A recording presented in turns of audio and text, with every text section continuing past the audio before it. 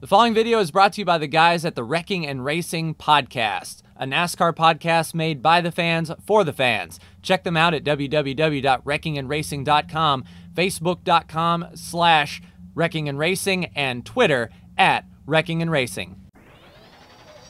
Hello again, ladies and gentlemen, Saka here, and welcome back to another episode of NASCAR Racing 2003 season. And we are at the last great Colosseum, the Bull Ring, the Bristol Motor Speedway, 0.53 miles, very high banked, and this is back when the low line was key. Let's see if we can stay on this low line. Brandon is there in front of us in that wreckingandracing.com Camaro. Good qualifying spot here, up to fourth gear, nice and quick, under the 22 of Joey Logano. And as you can see, Chase Elliott was on the pole for this race under Larson. So the Camaro's having a pretty good run here, rounding out your top four with Elliott, Brandon, myself, and Kyle Larson. 50 laps will click by very quickly here, and we do not need to pit. So tire management is going to be key, and if there is a caution, we might come down for tires, but I don't think it's absolutely necessary. Yellow flag is out. Pace car will pick up the field, and it is way too early to get any good out of these tires. So we will re-rack them up and get right back with you.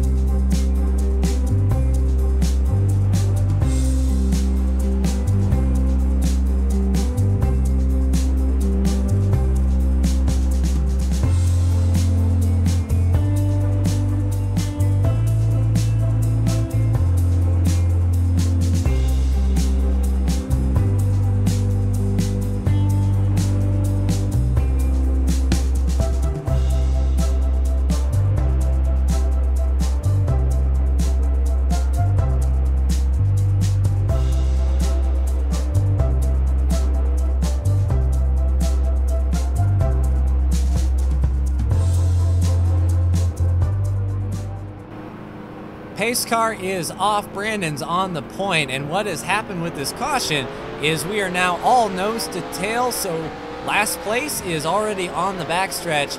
So we may run into lap traffic very quickly. We need to make sure to stay out of everyone's way and stay off the wall. That would be a good start. Chase is pressuring us pretty well in that Hooters Camaro, but if we can break away and click off some good laps, we have no one in front of us for now that can slow us down. And come on, stay off the wall. Car is a little free on exit. Chase looks to the bottom, tries to capitalize, and we're following Brandon through turn 3 here.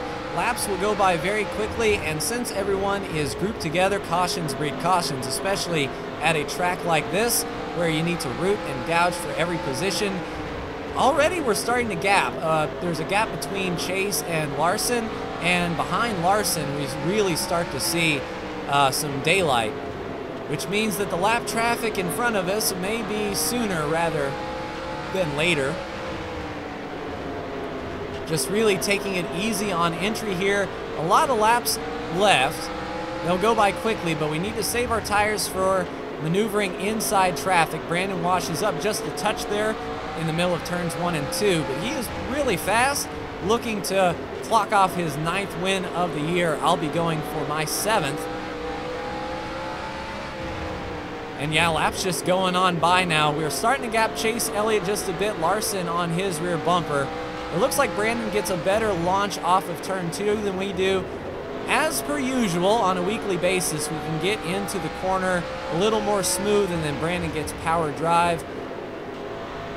It's really just a matter of how we want to drive this racetrack. You can diamond the corners, you can run the bottom. Really can't run the top in this Bristol configuration. You want to keep your left sides right on that yellow line at all times in the turn. Don't give up your position, and the AI will definitely root you out if that is the case. Brandon's starting to take the 2nd to 3rd groove. I don't know if he's starting to pick up speed or picking up a push. He's picking up something. He's either getting faster or getting slower by, well, I guess that's just how racing works, isn't it? You either get faster or you get slower. Speaking of slow, though, lap cars are starting to come into the picture. So much later than I had anticipated, with everyone single file, I thought we would catch them within a few laps. That just shows how close the lappers are actually running to the leaders as far as speed. Maybe 3 or 4 tenths off per lap, and then at Bristol, when you run 15 seconds a lap, you know that you'll catch them eventually, especially since they're going too wide. That's not going to bode well for Brandon, but may open up the door for us. What we don't want to happen is get stuck behind these guys long enough for Chase Elliott to start mounting a charge. So Brandon will have to really be careful here as he makes his way through, and if there's an opportunity for us to take against him, we will. But we kind of want Brandon to open the holes and follow him through until we can get some daylight, because we're running pretty equal as far as speeds go. He washes up a bit in turn 3 there. I think we can get the power down about even on that. So yeah, he's not running as low as we are. He's sort of diamonding the corner, washing up just a little bit in the middle of the turn, and then really turning the car down and powering through. It's going to use up his tires a bit. Looks like we've got a demo derby car here, though. Shotgun on the field. The 51 is got his deck lid held on by bubble gum and duct tape. And the 88 looked like they were involved as well, of Alex Bowman. Let's see if Brandon looks to the inside here. Lap car does give him some room, and he'll get under the 88 as well. We'll get drive off, clear the 51, and the Arctic car seems to be giving Brandon a hard time. We're right on his back bumper. We'll just stay pretty much right here if we can and capitalize on any mistake. The 72 runs Brandon way down to the apron.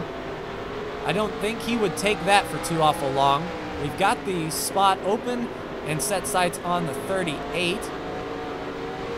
And then we've got a little bit of daylight here, although the 24 looks to also have been involved in that first crash, so not a good day for the Hendrick Motorsports team. The 88 and the 24 involved, and the 38 looked to look inside, and that could have been really bad if Brandon was down there, because these AI cars really don't care if you're inside.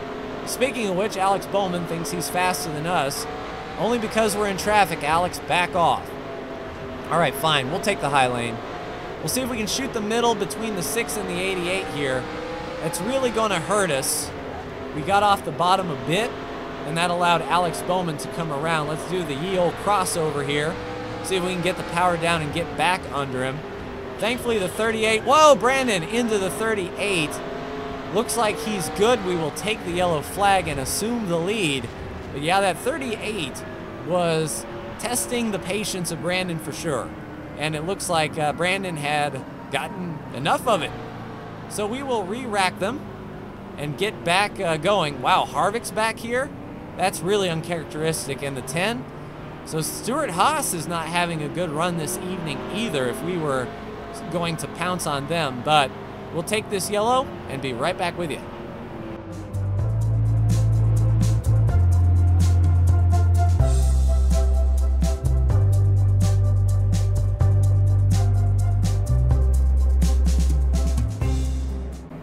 All right, coming down to pit road, 2500 in second gear. Let's just do a quick tire change. It looks like the leaders were coming in. We were going to do what the leaders do. Looks like Brandon overshot just a bit. We'll have to get around the 22. We're going to take 4 tires. We're about at the halfway mark of the race, so we want fresh rubber on as much as we can. Down and away, let's get around the 22 here.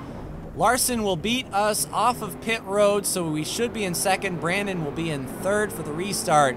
And we'll see if there are any cars that will be at the tail end of the lead lap that should get the wave around rule if the wave around was implemented. So could be interesting. We'll be back for the start.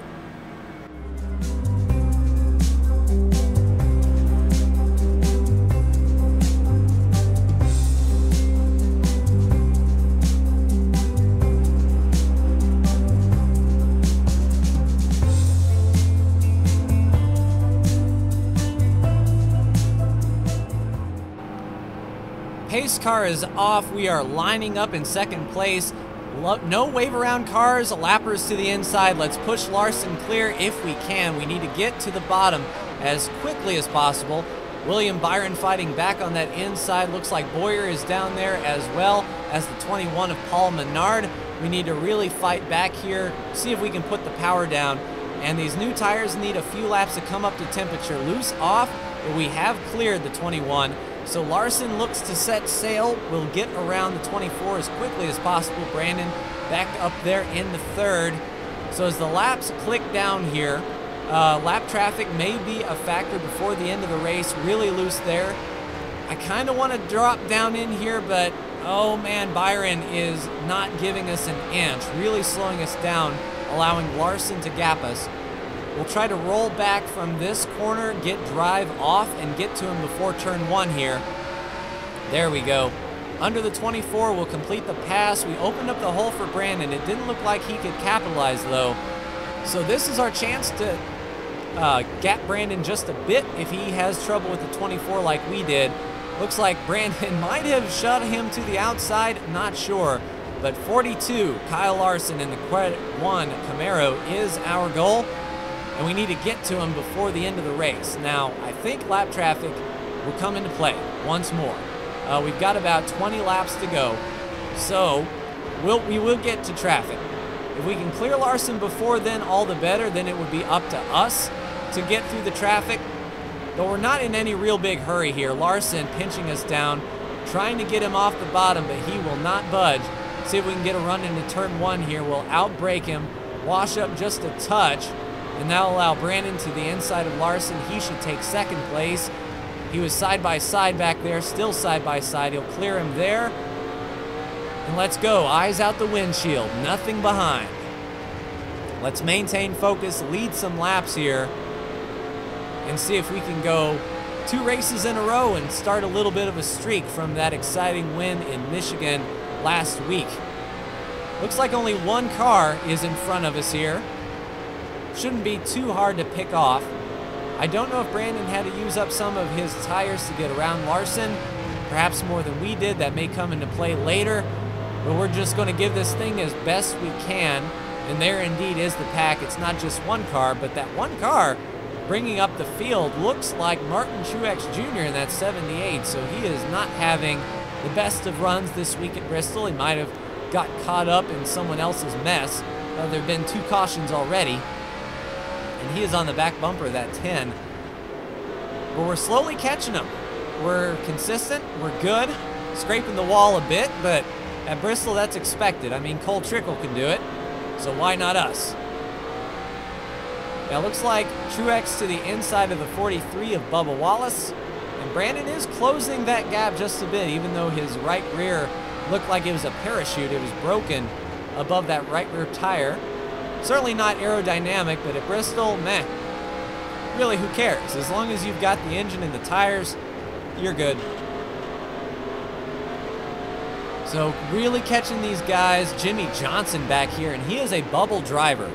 This is not going to be a good night for Jimmy if things play out as they are now. He may even drop out of the bubble spot. And we are here, Jimmy trapped behind the 75. Let's follow the 43. I really don't want to go 3 wide here, but now it's the mirror of what we were running into earlier with Brandon in front and us in second. We're making the holes here. Brandon right there on the rear bumper following us through. 43 tries to push up the 10 just a bit. Let's see if we can get drive here. I'm debating going to the outside of the 43. We've just got rolling roadblock here. Brandon peeked to the outside there as well. He's got the same idea as I do. Both lines are equally slow. Cars washing up the 6 into the wall with the 78. We go low. Green flag stays out. Brandon looks to the outside. And these guys are really just more in the way than anything. There we go. The 43 will clear the 10. We'll throw the bumper up to him. And then it's just 1 at a time. And we can handle 1 at a time. We just don't want these guys going side by side. Let's get under the 43. As long as we can keep a lap car to our outside, Brandon will have a very hard time getting around us. Unless, of course, he moves us. But, oh no, the 78 going under the 51 here. This isn't going to be good for us here. Okay, he does clear the 51. Should be easy pickings. White flag in the air. Trapped behind the 96, though. We'll clear the 96, and indeed, traffic played the factor. If Brandon and I had clean track, it would have been interesting to see who came out on top. But there we go, checkered flag in the air for us. Win number 7 on the year. We are now 1 win behind Brandon in the overall standings, and quite quite an interesting race. We did have a car that could win. I feel good about that. We were strong. Brandon equally strong, but he got into that lap car. Would have been interesting to see how it would have shaked out. But we'll go ahead and get our victory donut on.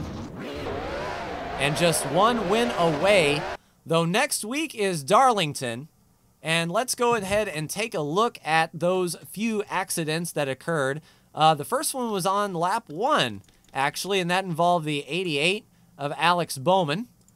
So I don't know where Alex is in the grand scheme of things, 34th.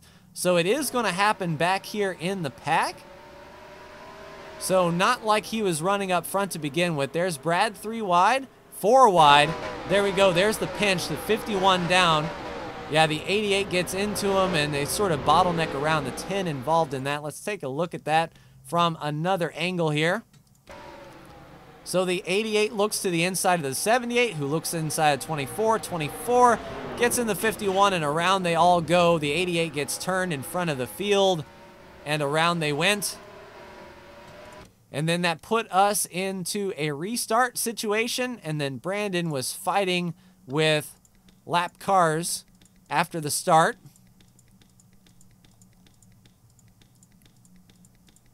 We were catching the 38, the 38, the 38. Yeah, he was behind the 38 for 4 solid laps here. And we were trying to get around the 24. There we were pushing up the 6. I was fighting with Bowman. Yeah, looking to the inside here. Good thing I did get to the inside. And there's the bump and shove. 24 hard into the wall. Brandon got away scot-free. No, he didn't. The 88 got into Brandon there, across the line, kept it straight. Oh man, Bowman was a wrecking ball this race. But let's take a look at the standings as they are. Brandon with 8, us with 7. Jamie McMurray is your cutoff driver, and Jimmy Johnson did indeed drop out of the cutoff there. 14 positions back, Kurt Busch barely inside, 4 to the good. 2 drivers in front, almost a race away, but not too, not close enough. And then Hamlin, a race back. He's got some work to do, but next week we are at the egg-shaped Darlington Speedway, and that track, who knows what's going to happen there. But that's going to do it for me. Like, share, and subscribe if you are so bold. Thank you so much for tuning in, and I will see you next week for the Lady in Black at Darlington. Take care.